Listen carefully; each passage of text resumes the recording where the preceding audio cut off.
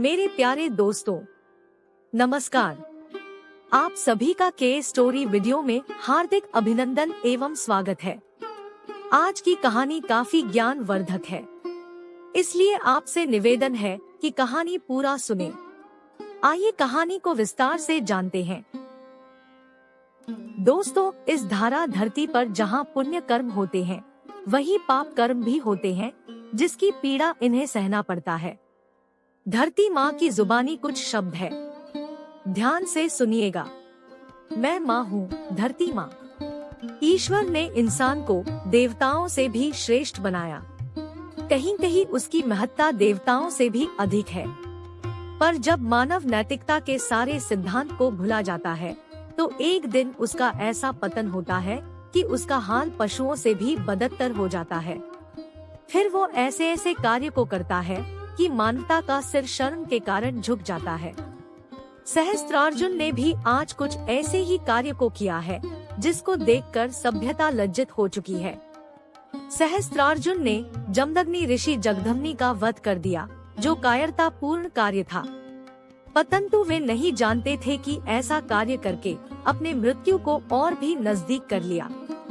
दूसरे के घर उजाड़ने वाले का घर बसे रहे, ये कैसे संभव है? यदि ऐसा होता तो विधि का विधान ही भंग हो जाता। एक बार की बात है कि जमदग्नि ऋषि, जो भृगुवंशी ऋचिक के पुत्र थे, जिनकी गणना सप्तऋषियों में होती है, पुराणों के अनुसार इनकी पत्नी रेणुका थी और इनका आश्रम सरस्वती नदी के तट पर था। वैशाख शुक्ल तृतीया के दिन इनके 5वें प्रसिद्ध पुत्र प्रदोष काल में जन्मे थे, जिन्हें परशुराम के नाम से जाना जाता है। उन्हीं दिनों हैहयवंश का राजा कार्तवीर्य अर्जुन बहुत ही अत्याचारी राजा हुआ करता था।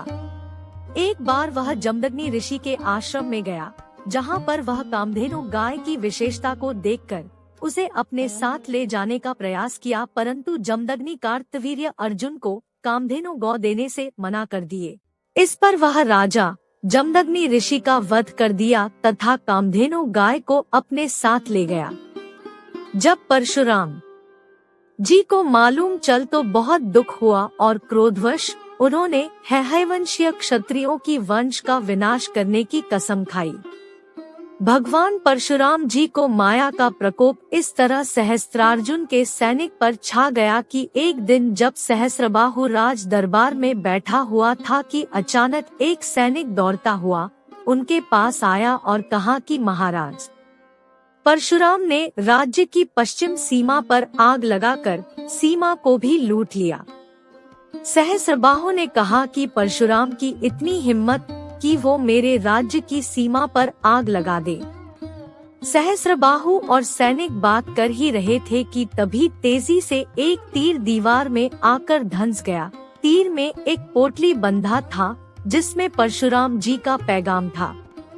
सहस्रबाहु ने इस बाण को दीवार से निकलकर चिट्ठी को पढ़ने लगा, जिसमें लिखा था, मैं आज तुम्हें इसी बाण से मार भी सकता था, लेकिन मैं तुम्हें छुपकर नहीं मरूंगा। धरती पर मेरे आने के बाद अब तुम्हारी शक्ति आधी ही रह गई है। सहस्रबाहु ने सैनिकों को युद्ध करने की आज्ञा दे दी और खुद भी युद्ध भूमि में चला गया। चारों दिशाओं में उनके सैनिक रथ पर सवार थे। पैदल सेना युद्ध भूमि को घेरे हुए था। घुड़सवार सैनिक युद्ध भूमि में पहुंच रहे थे। सभी सैनिक का एक ही लक्ष्य था कि युद्ध हम ही जीतेंगे। फिर सहस्रबाहु ने घोषणा किया, सैनिकों, यह युद्ध पृथ्वी का महायुद्ध होगा। इसलिए परशुराम चाहे किसी भी दिशा में हो, चक्रव्यूह में फंसाकर उसे मार देना है। परशुराम जिंदा नहीं बचना चाहिए। कुछ समय तक युद्ध भूमि में सिर्फ सहस्रबाहु और उसके सैनिक ही थे। अब सहस्रबाहु सोचने लगा कि युद्ध क्षेत्र तो खाली है, आखिर ये कैसा युद्ध है? ऐसा प्रतीत होता है कि आज मौत के भय से परशुराम युद्ध भूमि में नहीं आएगा। मुझे तो ऐसा लगता है कि आज युद्ध होगा ही नहीं। सहस्त्रबाहु और उसके सैनिकों ने जोर जोर से हंसना शुरू कर दिया कि अचानक ही सहस्त्रबाहु को घोड़े के पैर की आवाज सुनाई दी। घोड़े पर भगवान परशुराम जी सवार थे। उन्हें देखकर सहस्त्रबाहु का मुंह खुला का खुला ही रह गया। परशुराम जी सहस्त्रबाहु के समीप आकर घोड़े पर बैठे बैठे ही हवा में फरसा लहराने लगे। तभी सहस्त्रबाहु ने कहा, सैनिकों आक्रमण करो, मुझे परशुराम का वध चाहिए। आक्रमण करो, आक्रमण। फिर क्या? सहस्त्रबाहु के घुड़सवार सैनिक परशुराम जी के तरफ तेजी से आगे बढ़ने लगा। लड़ाई शुरू हो गई। सहस्त्रबाहु आश्चर्यचकित होकर देख रहा था। सहस्त्रबाहु और उसका सैनिक यही सोच रहा था कि परशुराम का तो कोई सैनिक ही नहीं है, मेरे साथ कैसे युद्ध करेगा। लेकिन एकाएक लाल वस्त्र में असंख्य सैनिक जंगल से बाहर निकलकर भगवान परशुराम जी के पीछे हो लिया और दोनों पक्ष में भयंकर युद्ध होने लगा। युद्ध भूमि में तलवार की भयंकर टंकार सुनाई दे रहा था।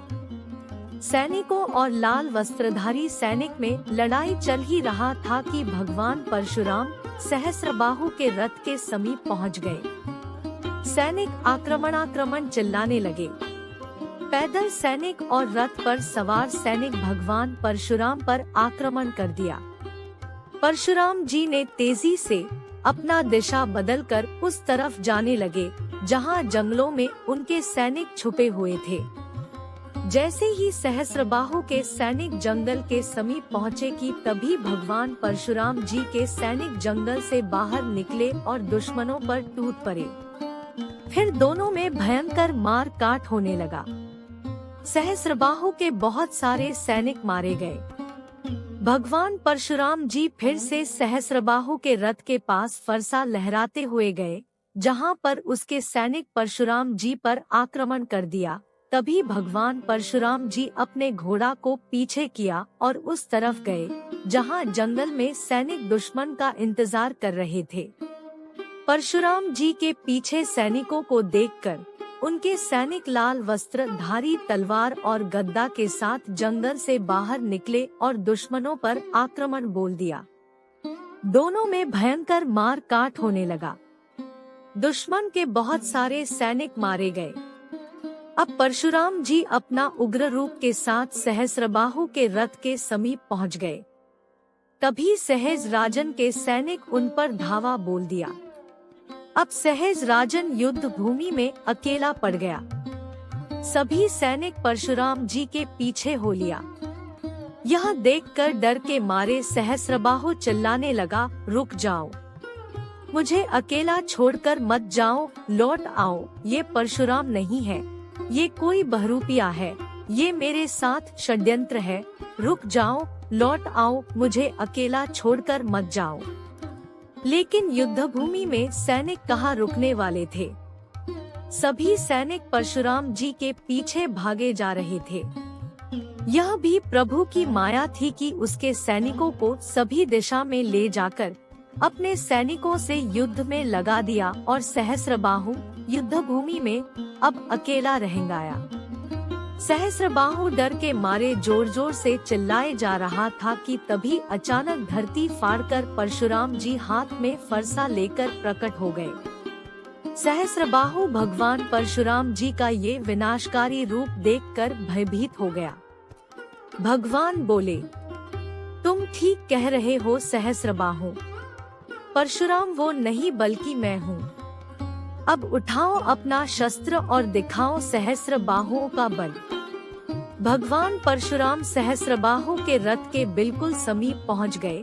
सहस्त्रबाहु भी रथ से नीचे जमीन पर उतर गया और दोनों में भयंकर युद्ध छिड़ गया। काफी समय तक युद्ध चलता रहा। कई बार परशुराम जी सहस्त्रबाहु को खतरनाक चोट पहुंचाई, कई बार उसे जमीन पर पटके भी कोई कमजोर नहीं था। वह भी भगवान को कई बार जमीन पर पटक दिया था। इस प्रकार पटकते पटकाते युद्ध विकराल रूप धारण कर लिया था। भगवान परशुराम जी बार बार उसको अपनी फरसा से गहरा आघात पहुंचा रहे थे। वह दर्द से कराह था। उसके तलवार भी हाथ से छूटकर जमीन पर जा गिरा और परशुराम जी ताबड़तोड़ आघात कर रहे थे, मानो अब इसका अंत आ गया हो। और अब भगवान परशुराम जी ने कहा कि अब मैं तुम्हारा वध करने जा रहा हूँ। इतना कहकर भगवान ने अपनी चमचमाती फरसा से सहस्त्रबाहु के सिर को धड़ से अलग कर दिया। आकाश चमचमाने लगे। परशुराम जी का डरावनी स्वरूप बन गया था। परशुराम जी भगवान भोलेनाथ का स्मरण करने लगे। सहस्त्रबाहु के खून से युद्धभूमि में छोटा सा तालाब बन गया।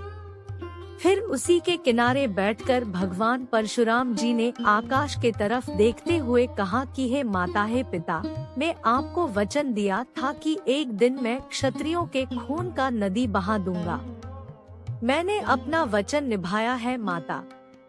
मैं आज क्षत्रियों के रक्त से आपका तर्पण कर रहा हूँ। इसी के साथ मेरा अभियान खत्म हो गया। परशुराम अब एक इतिहास बन गया है माता। वो इतिहास जो मानव को बताएगा अत्याचार का विरोध न करना, अत्याचार को बढ़ावा देना है। हे नीलकंठ, हे विष्णु, परशुराम ने अपना लक्ष्य पूर्ण कर लिया। इस प्रकार से भगवान परशुराम जी ने अपने पिता के वध करने वाले दुर्जन का अंत कर दिया और समस्त मानव जाति को यह संदेश दे दिया कि बुरे का फल बुरा और अच्छे का फल अच्छा ही होता है। दोस्तों, ये थी परशुराम और सहस्त्रार्जुन का महायुद्ध से संबंधित कुछ महत्वपूर्ण जानकारी। प्रसंग यहीं पर समाप्त हो रहा है और हम आशा करते हैं कि यह प्रसंग आपको अच्छा लगा होगा। दोस्तों, अगर हमारे वीडियो की कहानी आप सभी को अच्छा लगता है तो प्लीज के स्टोरी वीडियो चैनल को सब्सक्राइब, लाइक जरूर करें, वीडियो शेयर भी करें। और हाँ, आप हमें अपना बेस्ट सुझाव कमेंट के द्वारा जरूर दें। धन्यवाद।